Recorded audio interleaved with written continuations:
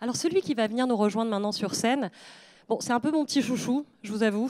On parle neurosciences avec lui depuis bientôt un an et il dit des choses passionnantes. Il dit parfois des choses qui nous paraissent un peu bizarres, mais ça vaut le coup de l'écouter. Je vous demande d'accueillir Erwan Devez, qui est conseiller en neuromanagement, auteur aussi chez Larousse, et qui va vous dire plein de choses passionnantes à propos du cerveau et du tourisme, et ce qu'on appellera sans doute dans le futur le neurotourisme. Voilà, je vous laisse en bonne compagnie. Merci beaucoup, Pauline. Merci beaucoup d'être là. Merci à InToDays de m'avoir invité. Alors, on va parler effectivement d'une matière un peu nouvelle, un peu surprenante. Je suis sûr que d'ailleurs, en lisant le programme, vous vous êtes dit, tiens, neurotourisme, ouais, c'est quoi ce truc-là? On va avoir un IRM fonctionnel en direct pour voir un peu ce qui se passe dans le cerveau. Non. Et quand j'ai préparé, en fait, quand j'ai réfléchi à cette intervention, il y a une image qui m'est revenue tout de suite. Et je vais vous raconter une très rapide histoire, mais qui m'a beaucoup touché et qui finalement, je pense, résume à elle seule ce que doit être, à mon sens, le neurotourisme. Il y a 20 ans, je suis en Afghanistan, je suis à Kaboul, je travaille pour la Croix-Rouge internationale. C'est la guerre. Il y a des bombes qui tombent, des roquettes, des obus, ça tombe un peu partout. Et puis, on a une petite parenthèse, on a une petite bouffée d'oxygène, c'est d'aller dans une rue qui s'appelle Chicken Street. La rue de Chicken Street, c'est là où il y a les marchands de tapis, les marchands de pierres précieuses, semi-précieuses. Et puis moi, j'aime bien aller là. J'aime bien aller là par goût, et j'aime bien aller là parce que j'apprends l'Afghanistan d'une très belle façon. Et un jour, alors que je suis dans une échoppe avec un ami à moi qui tient cette échoppe, un Afghan, qui parle français, à qui je donne des cours de français et qui me donne des cours sur son pays, sur son métier, etc. Et on est tous les deux dans cette échoppe et tout d'un coup, je sens un truc qui me tire comme ça à la manche et je me retourne et c'est une enfant des rues afghanes, comme il y en avait beaucoup, et qui a un regard absolument magnifique. Ce n'est pas elle, mais c'est à peu près, voilà, c'est aussi stupéfiant que cela. Et je vois son regard et je dis à Abdul Jalil, je lui dis, écoute, dis à la petite qu'elle a des yeux absolument magnifiques. Et la petite qui est haute comme 3 pommes me regarde, je suis comme un expatrié, il y a quand même des...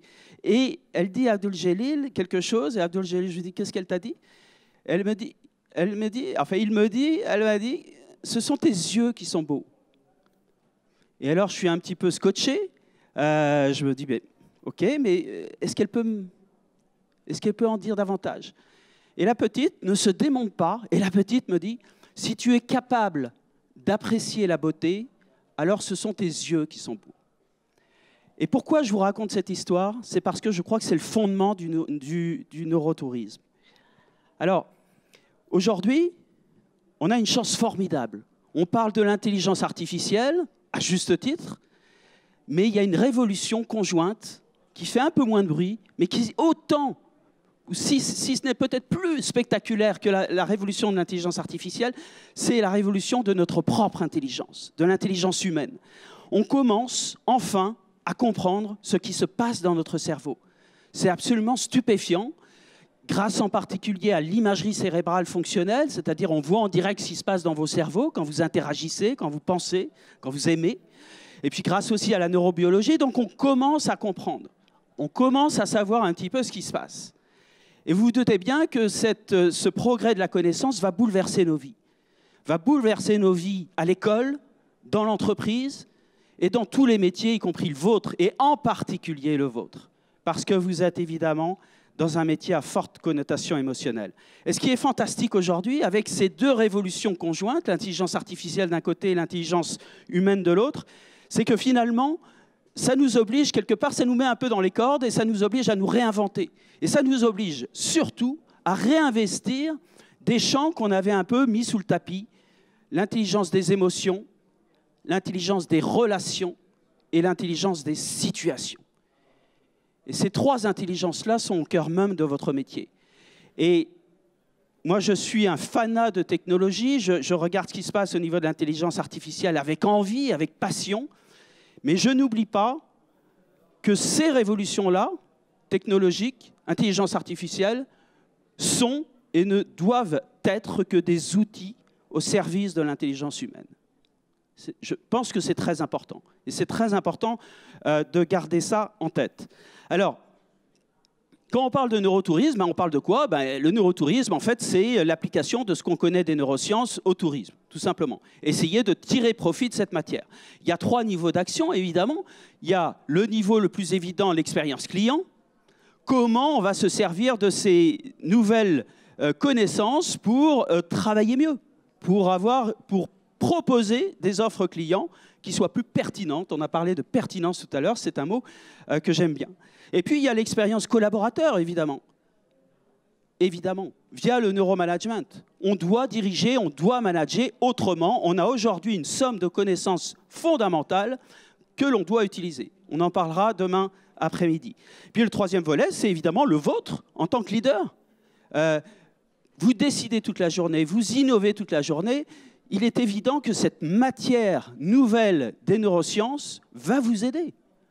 Donc il faut la prendre avec volupté, il faut s'en emparer, c'est très important. Donc on a ces 3 niveaux d'action. Et alors, je vais rester plus particulièrement sur l'expérience client. En fait, je vais essayer d'être un peu concret, on va baliser comme ça, on va partir sur 2-3 concepts pour vous montrer qu'en fait, ce n'est pas simplement des données qui sortent de la Pitié-Salpêtrière avec des chercheurs Bac+15. Quand on parle de neurosciences, on parle de quoi? On parle d'émotion. Vous savez que quand vous recevez un stimuli, ce stimuli va arriver à votre cerveau émotionnel à peu près en 1/10 de seconde. Il mettra 4 fois plus de temps à arriver à votre cerveau de la raison. Donc, que vous le vouliez ou non, toutes vos décisions, vos comportements sont colorés émotionnellement. Donc ça, c'est très important dans votre activité, d'avoir ça en tête. Après, les sens. Nos 5 sens, vous savez, on a des capteurs sensoriels et puis paf, l'information remonte au cerveau dans une zone qui s'appelle le thalamus et ensuite le thalamus, il fait le tri. Il va en envoyer au niveau de la conscience, mais il va surtout en envoyer au niveau de l'inconscience. Et il ne faut jamais oublier une chose, c'est que notre cerveau, c'est 10% d'activité consciente et 90% d'activité inconsciente.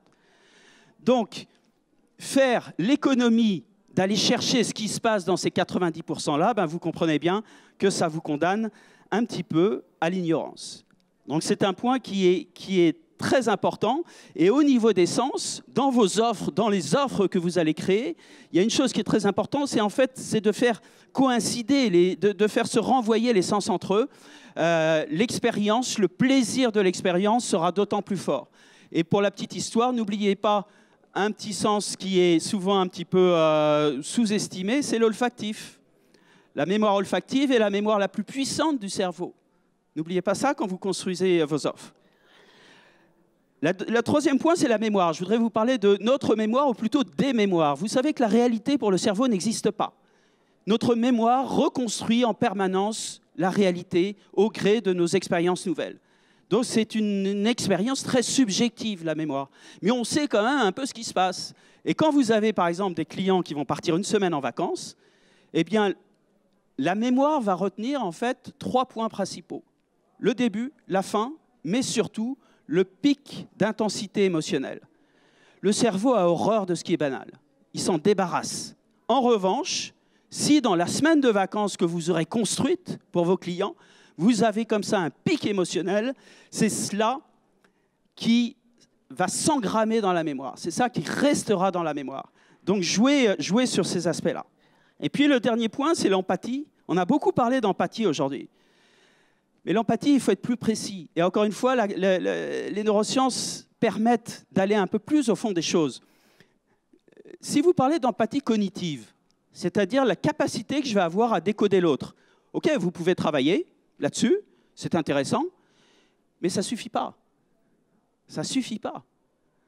Décoder l'autre, c'est aussi pouvoir épouser ce qu'il ressent.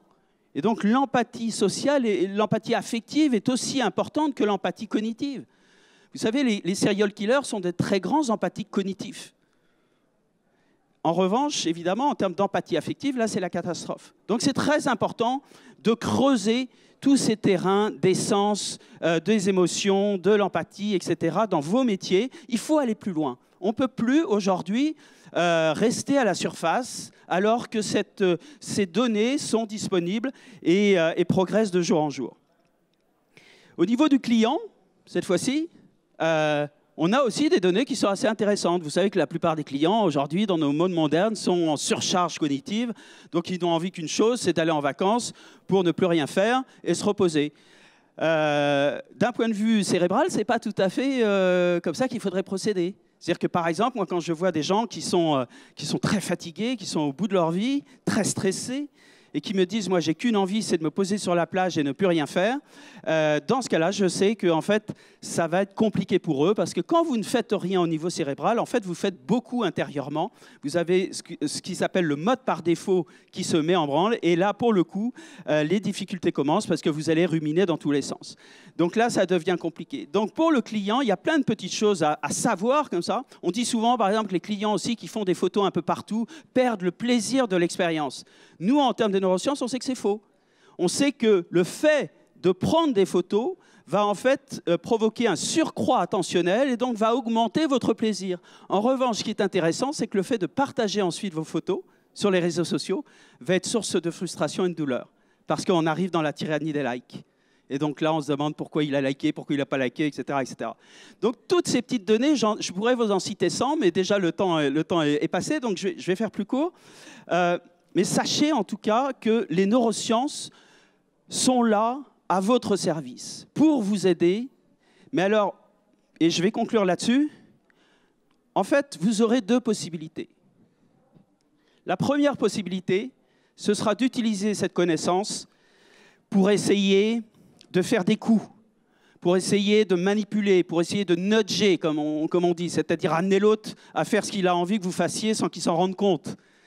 Si vous avez cette réflexion-là, c'est une réflexion à courte vue et qui sera vite décryptée par le cerveau de vos clients.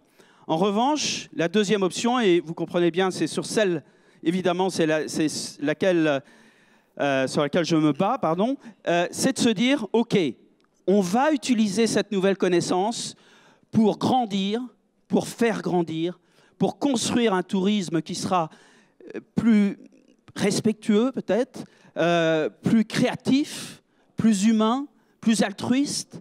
On va essayer de mettre cette matière-là pour cette finalité. Et si vous faites cela, je peux vous dire, moi c'est ma conviction profonde, je pense qu'en termes de business, vous réussirez beaucoup mieux. Je crois que nous arrivons à un temps aujourd'hui de l'authenticité, de la sincérité. Nos cerveaux en ont peut-être un petit peu ras-le-bol d'être trompés en permanence. Donc, si vous faites cela, vous aurez ce surcroît, à mon avis, compétitif. Et puis, vous aurez autre chose. Et puis, finalement, d'une certaine façon, vous serez fidèle à notre petite Afghane. C'est-à-dire que cette fois-ci, ce seront vos yeux qui seront beaux. Merci à vous.